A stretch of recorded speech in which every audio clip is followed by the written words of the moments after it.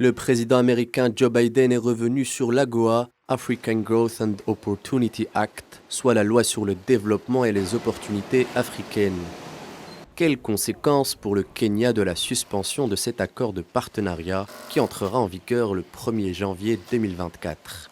Le pays aurait bénéficié depuis l'entrée en vigueur de l'accord de 523 millions de dollars de recettes, permettant de faire vivre plusieurs milliers de familles dont les revenus risquent de disparaître.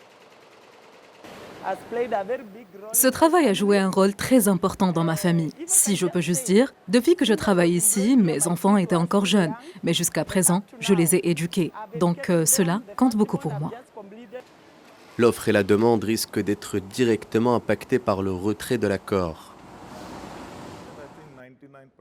Une fois que l'AGOA aura disparu, tous les acheteurs auront disparu, toutes les productions auront disparu. De même, si l'AGOA disparaît, il ne sera pas durable pour nous de survivre ici. L'AGOA est donc suprême, les 4 piliers de l'entreprise sont basés sur cet accord.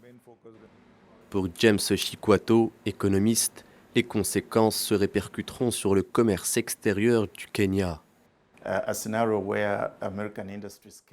Un scénario dans lequel l'industrie américaine réduit ses effectifs signifie que nous allons encore plus loin dans le défi de ne pas avoir de dollars américains et qu'il s'agit d'une économie où nous dépendons beaucoup de ses exportations et de nos importations, en particulier près de 80% que nous importons de l'extérieur. Et les importations ne sont pas libellées en shilling kényan, ce qui signifie que la réduction de l'intérêt des États-Unis pour nos textiles fait qu'il nous est difficile d'importer tout ce que nous importons habituellement, qu'il s'agisse de produits alimentaires ou de produits pétroliers.